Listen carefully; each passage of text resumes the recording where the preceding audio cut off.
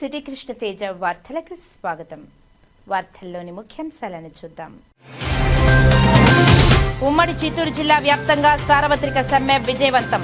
దేశవ్యాప్త సమ్మె పిలుపులో భాగంగా కార్మికులు నిరసనలు.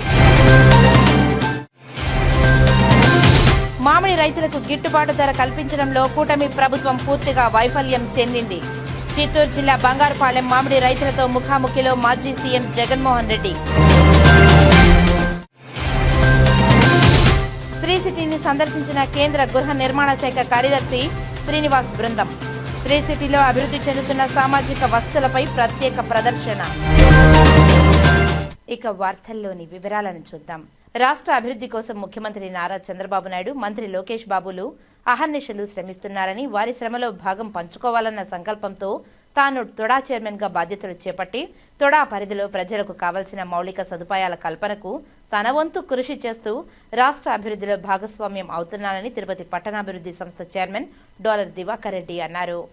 తొడా చైర్మన్గా డాలర్ దివాకర్ రెడ్డి బాధ్యతలు చేపట్టిన తర్వాత తొడా పరిధిలో లేఅవుట్ అప్రూవల్, భవన నిర్మాణ అనుమతులు అమలు తదితర అంశాలపై గతంలో ఎన్నడూ లేని విధంగా రాష్ట్ర చరిత్రలో మొదటిసారి 4 మున్సిపాలిటీలు, 9 నియోజకవర్గాలు, 39 మండలాలు, ఎంపీడీఓలు, 1100కు పైగా గ్రామ పంచాయతీ కార్యదర్శులకు అవగాహన సదస్సును బుధవారం తిరుపతిలోని కచ్చప్పి ఆడిటోరియంలో ఘనంగా నిర్వహించారు. ఈ కార్యక్రమానికి TUDA chairman Dollar Divakar Reddy, TUDA vice chairman జిల్లా జాయింట్ కలెక్టర్ శుభం బన్సల్ ముఖ్య అతిథులుగా హాజరయ్యారు. జిల్లా trainee collector Sandeep Raghavanshi, divisional panchayat officer Suresh Naidu, municipal deputy city planner Mehboob Khan, TUDA secretary Srikanth తదితరులు హాజరయ్యారు. ఈ సందర్భంగా TUDA city planning officer Devikumari power point presentation ద్వారా పంచాయతీ పరిధిలో కార్యదర్శులు ఆక్రమణ లేఅవుట్లు ఎలా గుర్తించాలి, ఎలా అనుమతులు ఇవ్వాలి, భవన నిర్మాణ అనుమతులు తదితర అంశాలను కూలంకుశంగా వివరించారు. అదేవిధంగా పంచాయతీ కార్యదర్శుల అనుమానాలను నివృత్తి చేశారు. ఈ సందర్భంగా తొడా చైర్మన్ డాలర్ దివాకర్ రెడ్డి మీడియాతో మాట్లాడుతూ ప్రపంచ ప్రఖ్యాతిగాంచిన తిరుపతి నగరానికి శ్రీవారి దర్శనార్థం ప్రతిరోజు లక్షలాది మంది ప్రజలు వస్తున్నారని, వారు ఎలాంటి అసౌకర్యానికి గురికాకుండా ప్రశాంతంగా దైవ దర్శనం చేసుకుని సంతోషంగా తిరిగి వెళ్లేందుకు అన్ని విధాల సౌకర్యాలు తొడా కల్పిస్తుందని స్పష్టం చేశారు. సిఆర్డీఏ పరిధిలో రాజధాని అమరావతి నిర్మాణం శరవేగంగా జరుగుతుందని, దానిని స్ఫూర్తిగా తీసుకుని తొడా పరిధిలో అభివృద్ధి చేస్తున్నామని తెలిపారు. రాష్ట్ర అభివృద్ధి కోసం ముఖ్యమంత్రి నారా చంద్రబాబు నాయుడు, మంత్రి నారా లోకేష్ బాబు కష్టపడుతున్నారని, వారి కష్టంలో భాగం కావాలన్న సంకల్పంతో తొడా అభివృద్ధికి కష్టపడుతున్నామని తెలిపారు. గత పాలకులు తొడాను భ్రష్టు పట్టించారని మండిపడ్డారు. తాను తొడా చైర్మన్ అయ్యాక తొడాను గాడిలో పెడుతున్నానని పేర్కొన్నారు. తొడా పరిధిలోని అన్ని గ్రామ పంచాయతీలలో ప్రజలకు అవసరమైన త్రాగునీరు, రోడ్లు, డ్రైన్లు, కరెంటు సౌకర్యం ఏర్పాటు చేయడానికి తొడా కృషి చేస్తుందని తెలిపారు. అక్రమ లేఅవుట్ల వలన క్రైమ్ రేట్ పెరుగుతుందని, ప్రజలు అక్రమ లేఅవుట్లో స్థలాలు కొని ఇబ్బందులు పడుతున్నారని ఆవేదన వ్యక్తం చేశారు. పంచాయతీ కార్యదర్శులు లేఅవుట్, భవన నిర్మాణ అనుమతులు, వాటి అమలు, తొడా నియమ నిబంధనలు తెలుసుకొని తొడా అభివృద్ధికి కృషి చేయాలని కోరారు. గ్రామ పంచాయతీలు, మండలాలు, జిల్లాల అభివృద్ధిలో గ్రామ పంచాయతీ కార్యదర్శుల పాత్ర కీలకమైందని, వారి హోదాకు ఎలాంటి భంగం కలగకుండా చూసుకుంటామని తెలిపారు. తొడా వైస్ చైర్మన్ శుభం బన్సల్ మాట్లాడుతూ గ్రామాల అభివృద్ధిలో పంచాయతీ కార్యదర్శుల పాత్ర కీలకమైందని, ప్రభుత్వ జీవోలను క్షుణ్ణంగా తెలుసుకొని వాటిని అమలు చేయాలని కోరారు. తొడాకు అదేవిధంగా పంచాయతీ కార్యదర్శుల మధ్య ఉన్న కమ్యూనికేషన్ గ్యాప్ ను పూరిస్తామని తెలిపారు. తొడా అభివృద్ధికి పంచాయతీ కార్యదర్శులు కృషి చేయాలని కోరారు. ముఖ్య అతిథులుగా విచ్చేసినటువంటి మన జాయింట్ కలెక్టర్ తొడా వైస్ చైర్మన్ శుభం బన్సల్ సార్కి, deputy collector trainee collector Sanjay సార్కి, అదేవిధంగా town planning deputy planning officer గారికి, డిపిఓ గారికి, సెక్రటరీ గారికి, సిపిఓకి, ఇక్కడ విచ్చేసినటువంటి ఎంపీడీఓలకి, పంచాయత్ సెక్రటరీలకి, ఇతర సిబ్బందులకి మరియు తొడా సిబ్బందికి అందరికీ నా నమస్కారాలు. ఈరోజు నేను మన జేసీ గారు కూర్చొని ఒక తొడా అంటే ఒక ల్యాండ్ మార్క్గా ఆంధ్ర రాష్ట్రమే కాకుండా భారతదేశం మొత్తం కూడా తొడా రీజియన్ ఏదైతే ఉందో దాని కళ చూసి, తొడాను చూసి భారతదేశం మొత్తం గర్వంగా ఉండే విధంగా తొడాను తీర్చిదిద్దాలని చెప్పేసి ముఖ్య ఉద్దేశంతోనే ఈరోజు మనందరికీ పిలవడం జరిగింది. మీరందరూ చూస్తున్నారు, గడిచిన 5 సంవత్సరాలు పాత ప్రజాప్రతినిధులు తొడాని ఎలా భ్రష్టు పట్టించారు మీకు అందరూ తెలిసిన విషయమే. దానివల్ల ఎన్ని ఫ్యామిలీస్ ఇబ్బంది పని అందరూ తెలిసిన విషయమే. సో కాబట్టి ఇక్కడ రాజకీయం మాట్లాడుంది కాబట్టి జస్ట్ మాట్లాడి కట్ చేశాను.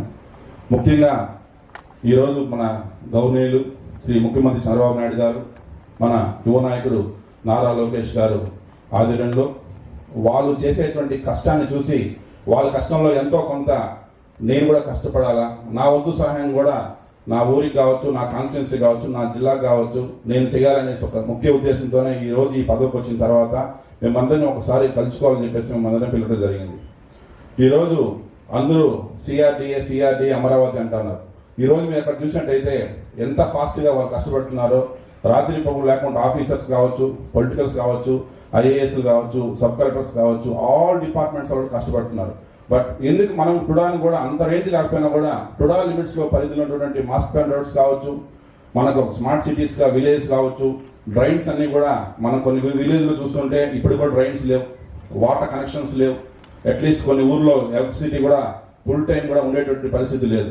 సో ఇవన్నీ కూడా పంచాయతీ సెక్రటరీ ఒక ముఖ్య రోల్ ఏంటంటే ప్రజలకి మీరు ఎప్పుడు అతి దగ్గరగా ఉండేటువంటి ఉద్యోగం పంచాయతీ సెక్రటరీస్.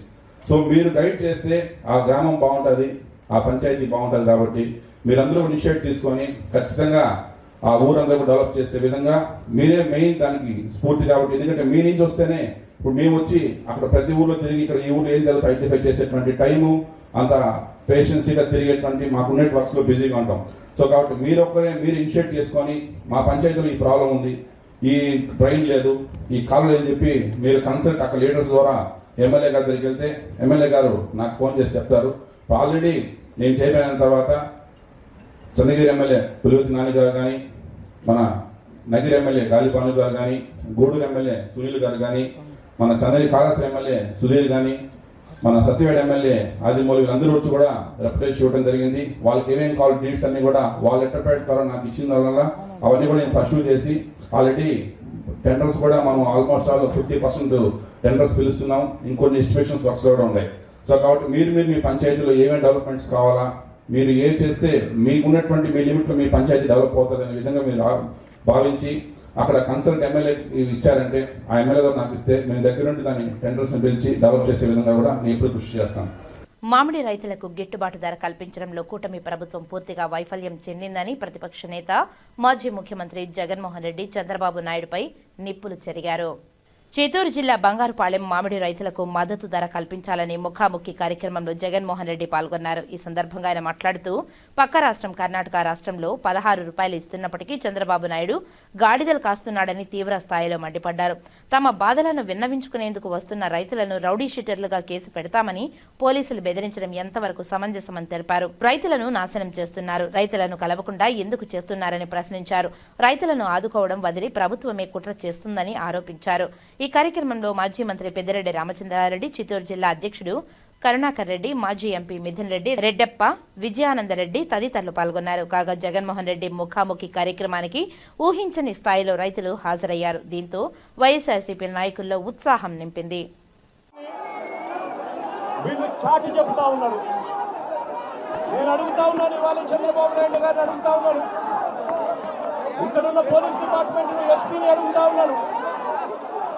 ఎందుకు పెడతా ఉన్నారయ్యా అంశాలు అని అడుగుతా ఉన్నాను. ఈరోజు రాష్ట్రంలో రైతు అన్యాయమైన పరిస్థితిలో ఉంది. రైతు తాను పండించిన పంటను అమ్ముకోలేని పరిస్థితిలో రైతన్న ఉంటే ఆ రైతన్న పడతా ఉన్న అగసాట్లను తీర్చడం అన్నది మానవతా దృక్పథంలో భాగం కాదా అని అడుగుతా ఉన్నాను. అలాంటి మానవతా దృక్పథాన్ని మర్చిపోయి రైతుల సమస్యను ఏ ఒక్కరూ కూడా ప్రస్తావించకూడదు అని, రైతుల సమస్యను ఎవరు కూడా బయటికి చూపకూడదు అని, రైతులు ఎన్ని అగసాట్లు పడతా ఉన్నా కూడా వాళ్ళ జీవితాలన్నీ కూడా నాశనమైపోవాలి అని ఎందుకు పెడతా ఉన్నారయ్యా ఈ అంశాలు అని అడుగుతా ఉన్నా. జగన్ వచ్చి రైతులు కలిస్తే తప్పేమిటి అని అడుగుతా ఉన్నా. జగన్ వచ్చి రైతుల కోసం మాట్లాడితే తప్పేమిటి అని అడుగుతా ఉన్నా. అసలు రైతులందరూ కూడా అగసాట్లు పడకుండా ఉంటే, రైతులకు సమస్య లేకపోయిందంటే ఇన్ని వేల మంది ఎందుకు వస్తారు? జగన్ వచ్చాడు కాబట్టి జగన్ వాళ్ళకు తోడుగా నిలబడతా ఉన్నాడు కాబట్టి వాళ్ళ సమస్యలు ఇప్పుడైనా ప్రభుత్వం దృష్టికి ఖచ్చితంగా పోతుంది అని చెప్పి తెలిసి ప్రభుత్వం కనీసం ఈ కుంభకర్ణుల నిద్ర నుంచి ప్రభుత్వాన్ని లేపడం కోసం ఇన్ని వేల మంది రైతులు ఇక్కడికి వచ్చి వాళ్ళ ఆక్రందనని వినిపిస్తా ఉన్నారు. ఇవాళ నేను అడుగుతా ఉన్నా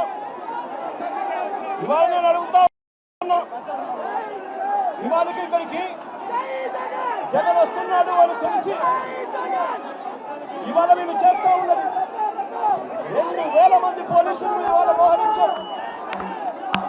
ప్రతి గ్రామంలోనూ ఏ రైతు కూడా రాకూడదు అని చెప్పి కట్టడి చేసే కార్యక్రమం చేశారు. ఏకంగా రైతులను రౌడీ షీట్ మీద తెరుస్తాము, మీరు కన్నా ఈ కార్యక్రమంలో పాల్పంచుకుంటే అని చెప్పి రైతులను బెదిరించారు. కనీసం పెట్రోల్ బంకుల్లో కూడా రైతులు స్వచ్ఛంగా వచ్చే కార్యక్రమంలో భాగంగా పెట్రోల్ పోయించుకునే కార్యక్రమంలో కూడా రైతులు పోయించుకునే కార్యక్రమం కూడా జరగకుండా 2 వీలర్స్ లో ఎవరైనా వస్తే పెట్రోల్ కూడా పోయాకండి అని చెప్పి పెట్రోల్ బంకుల్లో చెప్పారు.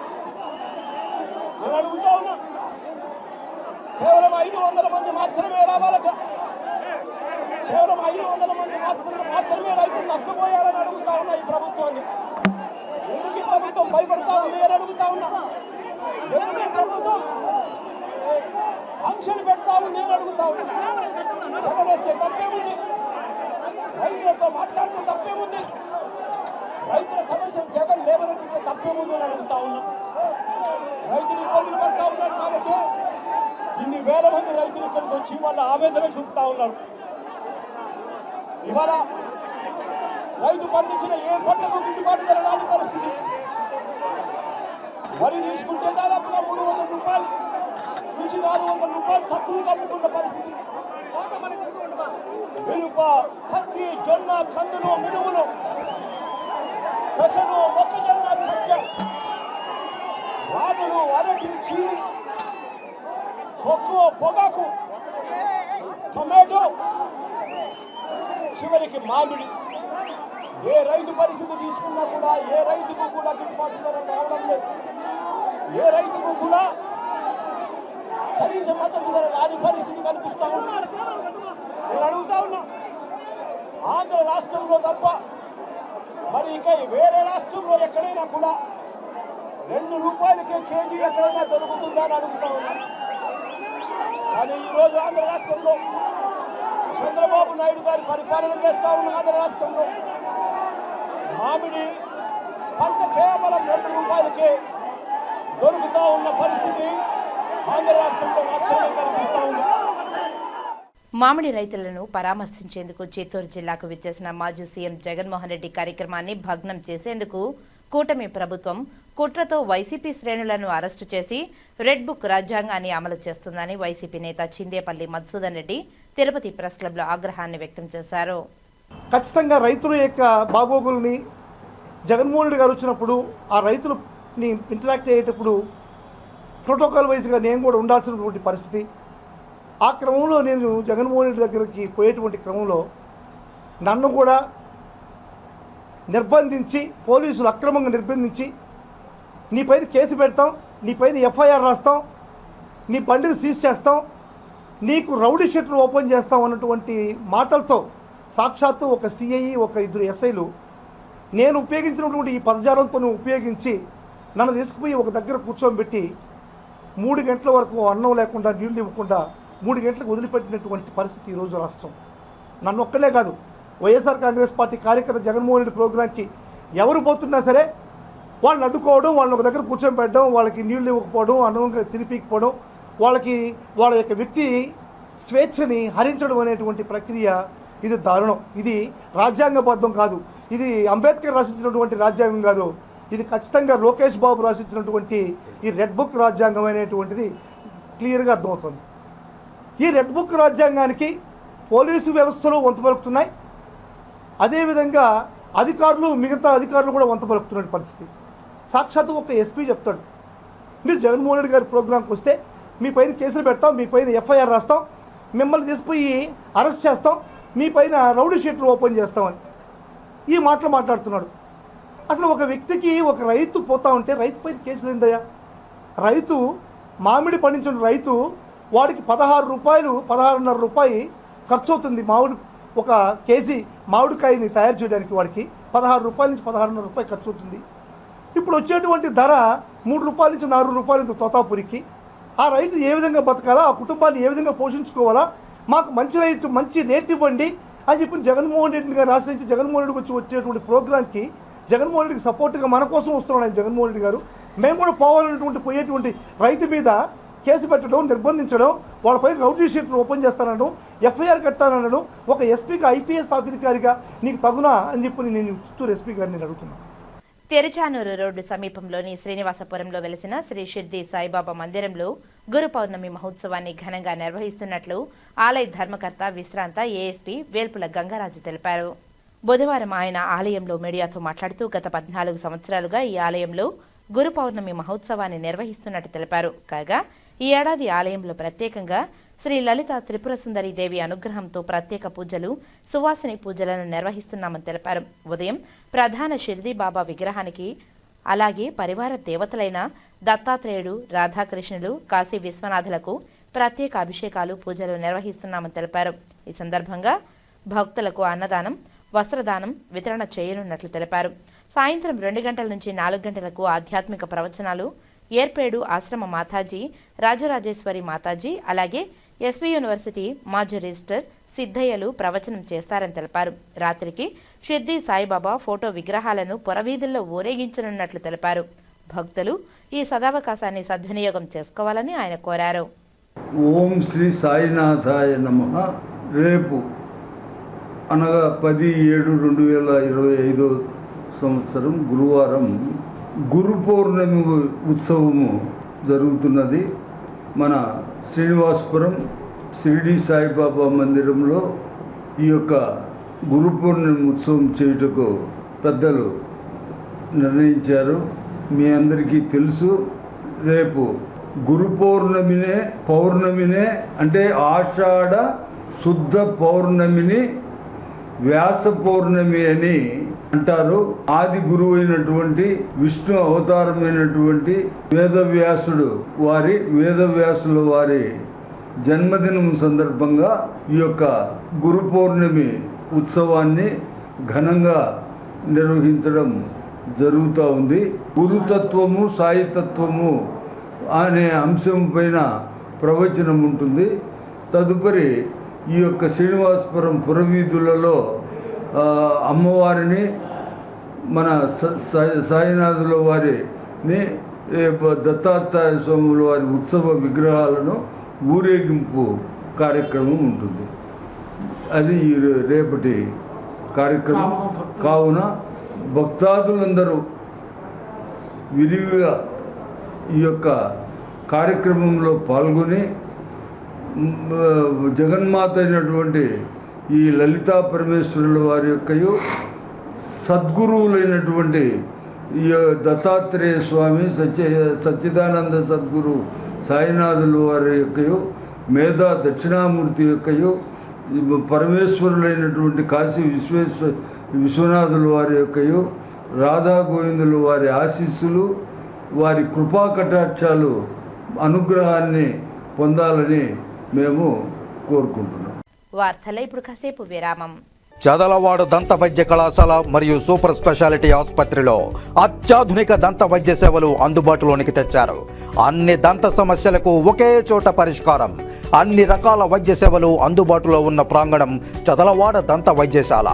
అనుభవజ్ఞులైన వైద్యులచే అందమైన చిరునవ్వు కోసం ఆధునిక దంత వైద్యం. పిప్పి పళ్లకు, రూట్ కెనాల్, చిగురువాపు వ్యాధులకు అత్యాధునిక చికిత్స. ఎత్తుపళ్ళు, వంకర పళ్ళు, రంగుమారిన పళ్లకు ప్రత్యేకమైన వైద్య బృందంచే చికిత్స. అంతేకాకుండా చదలవాడ విద్యా సంస్థల్లో రాయలసీమలోనే ఆర్కిటెక్చర్ కోసం మొట్టమొదటి private college Chadalavada Aruna school of architecture. అత్యుత్తమ ఇన్ఫ్రాస్ట్రక్చర్ కలిగి సమర్థవంతమైన టీచింగ్ స్టాఫ్తో విద్యార్థులకు ప్రాక్టికల్స్తో కూడిన విద్యాబోధన చదలవాడ అరుణ స్కూల్ ఆఫ్ ఆర్కిటెక్చర్లో. సంప్రదించండి. చదలవాడ కృష్ణతేజ దంత వైద్య కళాశాల, రేణిగుంట రోడ్, తిరుపతి. తిరిగి వార్తల్లోనికి స్వాగతం. కేంద్ర గృహ నిర్మాణ పట్టణ వ్యవహారాల మంత్రిత్వ శాఖ కార్యదర్శి ఆర్ శ్రీనివాస్, ఆ శాఖ సంయుక్త కార్యదర్శి Esha Kalia, Tirupati municipal corporation commissioner Narapureddy Maurya, సాంకేతిక సలహాదారు రోహిత్ కక్కర్లతో కలిసి బుధవారం శ్రీ సిటీని సందర్శించారు. Sri city president operations Satish Kamath ఆయనకు సాధారణంగా స్వాగతం పలికి శ్రీ సిటీ ప్రణాళిక, ప్రస్థానం, పారిశ్రామిక ప్రగతి గురించి వివరించారు. చర్చల సందర్భంగా శ్రీ సిటీలో అభివృద్ధి చెందుతున్న సామాజిక వసతులపై ప్రత్యేక ప్రదర్శన ఇచ్చారు.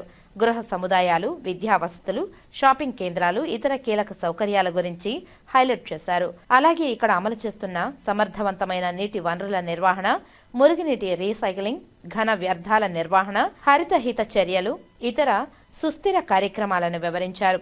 టౌన్షిప్ల అభివృద్ధి ద్వారా వాక్ టు వర్క్ ఆవశ్యకతను ప్రస్తావిస్తూ ఇందుకోసం అవసరమైన సహకారం అందించాలని కార్యదర్శికి విన్నవించారు.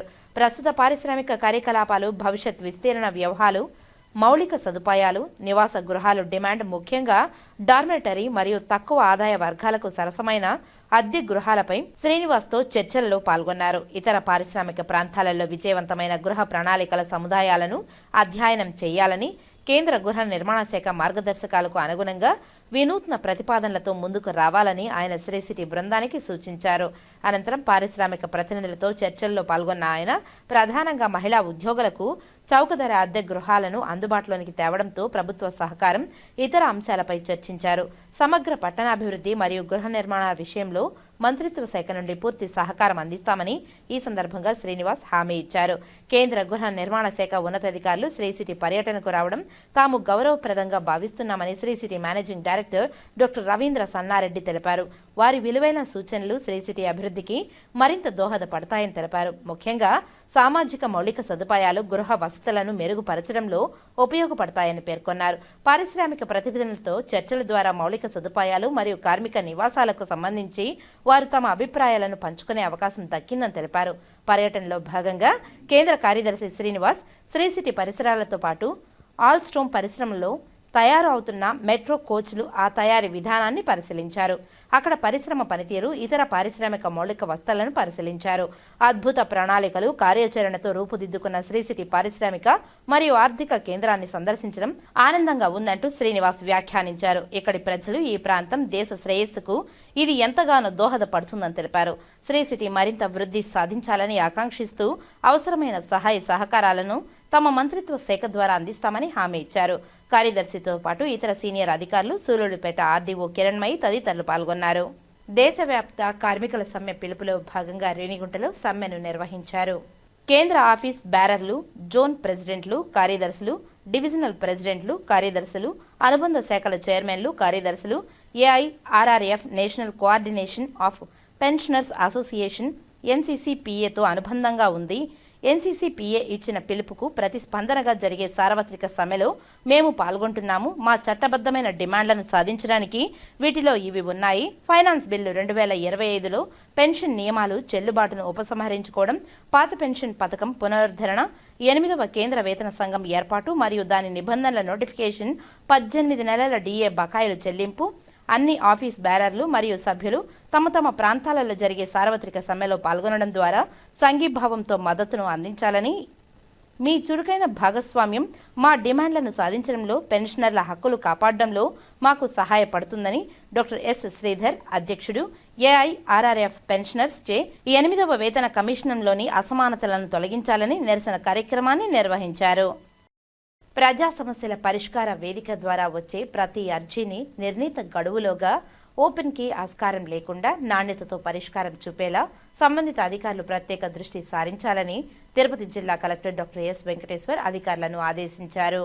తిరుపతి కలెక్టరేట్లోని వీడియో కాన్ఫరెన్స్ హాల్ నందు జిల్లా అధికారులతో ప్రత్యక్షంగా రెవెన్యూ డివిజన్ అధికారులు, మున్సిపల్ కమిషనర్లు, తహసీల్దార్లు, మండల తదితర అధికారులతో వర్చువల్ విధానంలో ప్రజా సమస్యల పరిష్కార వేదిక అర్జీల పరిష్కారంపై జిల్లా కలెక్టర్ డాక్టర్ ఎస్ వెంకటేశ్వర్, జిల్లా జాయింట్ కలెక్టర్ సుభబ్ బన్సల్తో కలిసి సమీక్షా సమావేశాన్ని నిర్వహించారు.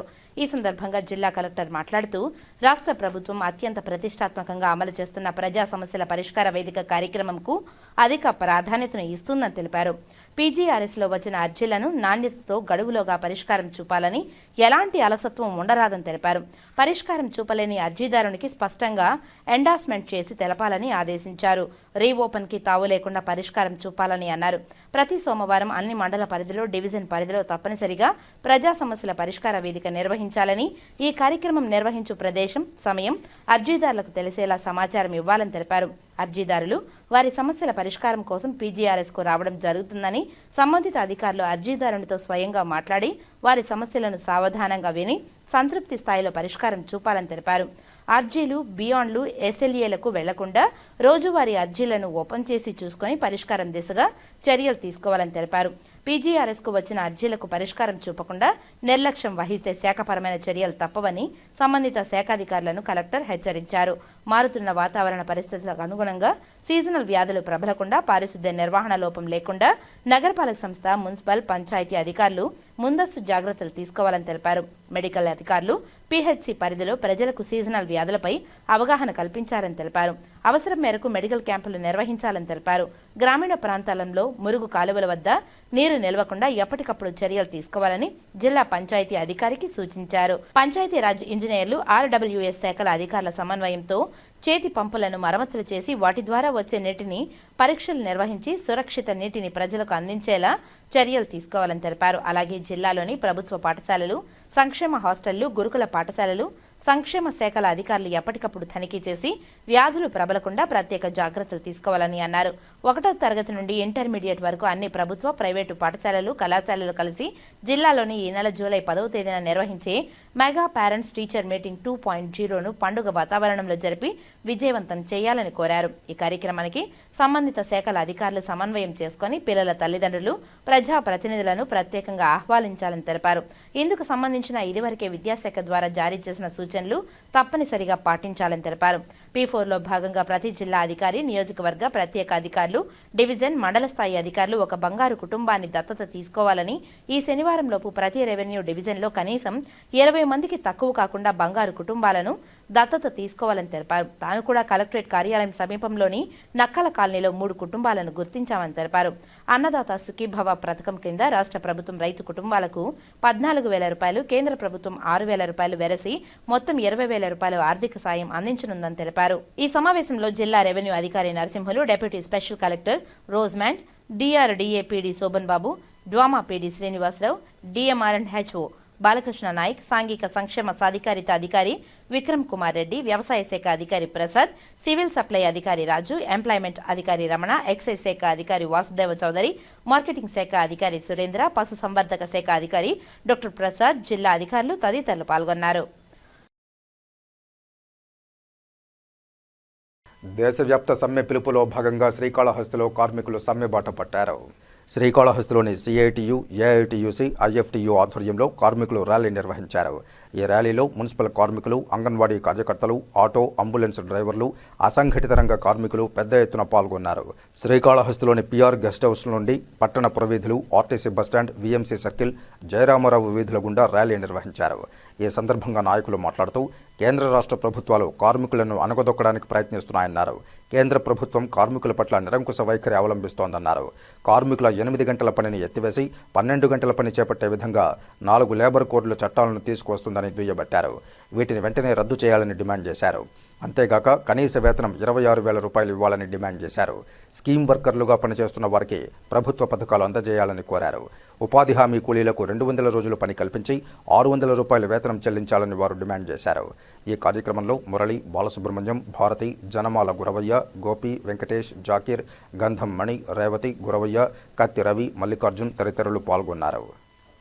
ఈరోజు భారతదేశ వ్యాప్తంగా కార్మిక సమస్యల పరిష్కారం చేయాలని, 4 లేబర్ కోడ్లు రద్దు చేయాలని, స్కీమ్ వర్కర్స్ అయినటువంటి ASHA, anganwadi, mid day meals, ప్రభుత్వ పాఠశాలలో పనిచేస్తున్నటువంటి కార్మికులు, మున్సిపల్ కార్మికులు, స్కీమ్ వర్కర్స్ కి అందరికి కూడా కనీస వేతనాలు 26,000 రూపాయలు ఇవ్వాలని, ప్రభుత్వ పథకాల ద్వారా ఏదైతే స్కీమ్ వర్కర్స్ పనిచేస్తున్నారో వాళ్ళకందరికి కూడా సూపర్ 6 పథకాలు అమలు చేయాలని చెప్పి, ఉపాధి హామీ పథకంలో వ్యవసాయ కార్మికులకు సంబంధించినటువంటి 200 రోజులు పని కల్పించి వారికి 600 రూపాయలు కూలి ఇవ్వాలని, ఈ దేశంలో రాష్ట్రంలో ఉన్నటువంటి ప్రభుత్వ ఆస్తులు కాపాడాలి, బ్యాంకింగ్, రైల్వే, పోస్టల్ కంపెనీ అవన్నీ కూడా కాపాడాలి.